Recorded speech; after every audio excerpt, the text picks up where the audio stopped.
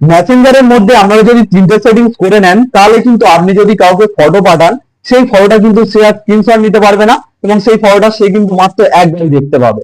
এবং দ্বিতীয় যে সেটিংসটা রয়েছে ওই সেটিংসটা যদি আপনারা করে নেন তাহলে আপনি যে কারোর সঙ্গে যত কিছুই চ্যাট করুন না কেন 24 ঘন্টা পরে কিন্তু সেই চ্যাটগুলো কিন্তু অটোমেটিক্যালি কিন্তু ডিলিট হয়ে যাবে।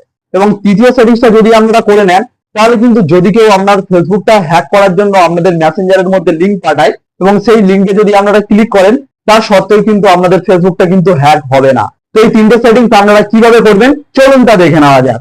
তো প্রথম সেটিংসটা করার জন্য কিন্তু আপনি যাকে সেই ফটোটা পাঠাতে চাইছেন তার অ্যাকাউন্টে আপনাদেরকে একবার ক্লিক করতে হবে। তো এখানে ক্লিক করার পর নিচের দিকে যে গ্যালারি অপশনটা রয়েছে এখানে কিন্তু আপনাদেরকে ক্লিক করে দিতে হবে। তো এখানে ক্লিক করার পর আপনি তাকে যে ফটোটা পাঠাতে চাইছেন সেই ফটোটা কিন্তু এখান থেকে একবার সিলেক্ট করে নিতে হবে। তো সিলেক্ট করার পর কিন্তু এখানে দেখবেন দুটো অপশন রয়েছে, একটা হলো এডিট, একটা হলো সেন্ড। তো এখান থেকে কিন্তু আপনারা এডিটে ক্লিক করবেন। তো এডিটে ক্লিক করার পর এখানে দেখুন ওয়ান বলে একটা অপশন রয়েছে, অফ বলে। তো এখানে কিন্তু আপনাদেরকে একবার ক্লিক করে দিতে হবে। তো এখানে ক্লিক করার পর এবারে যদি আপনারা এই সেন্ডে ক্লিক করে দেন তাহলে কিন্তু ফটোটা তার কাছে সেন্ড হয়ে যাচ্ছে এবং এই ফটোটা কিন্তু সে একবারই দেখতে পাবে এবং ফটোটা কিন্তু সে আর স্ক্রিনশট নিতে কোনোভাবেই পারবে না। এরপর দ্বিতীয় সেটিংসটা করার জন্য আপনাদের দেখুন উপরের দিকে যে আই বাটনটি রয়েছে এখানে একবার আপনাদেরকে ক্লিক করতে হবে। তো এখানে ক্লিক করার পর আপনারা একটু স্ক্রল করে এরপর নিচের দিকে চলে আসবেন। তো নিচের দিকে আসলে এখানে একটি অপশন পেয়ে যাবেন ডিসপায়ারিং মেসেজ বলে।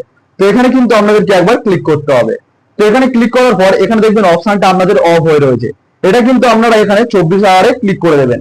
তো এরপর থেকে কি হবে, আপনি যার সাথে মেসেজ করুন না কেন তার অ্যাকাউন্টে এই অপশনটা যদি আপনারা সিলেক্ট করে দেন তার সঙ্গে যতই এসএমএস করুন 24 ঘন্টা পরে কিন্তু সেই এসএমএস গুলো অটোমেটিক কিন্তু ডিলিট হয়ে যাবে।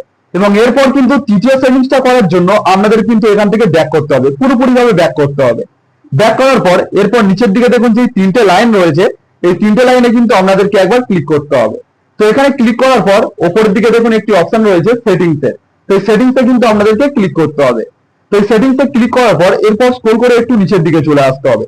তো একটু নিচের দিকে চলে আসার পর এখানে দেখুন একটি অপশন রয়েছে ফটোস অ্যান্ড মিডিয়া বলে। তো এখানে কিন্তু আপনাদেরকে ক্লিক করতে হবে। তো এখানে ক্লিক করার পর নিচের দিকে দেখুন একটি অপশন রয়েছে open links in external browser বলে। তো এই অপশনটা কিন্তু আপনাদেরকে অন করে দিতে হবে।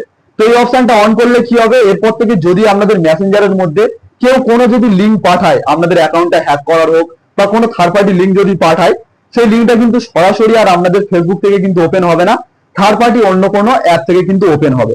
এতে কিন্তু আপনাদের যে ফেসবুক অ্যাকাউন্টটা রয়েছে সেটা কিন্তু হ্যাক হওয়ার হাত থেকে কিন্তু অনেকটা সুরক্ষা পেয়ে যাবে। তো কেমন লাগলো আপনাদের এই মেসেঞ্জারের তিনটে ইম্পর্টেন্ট সেটিং?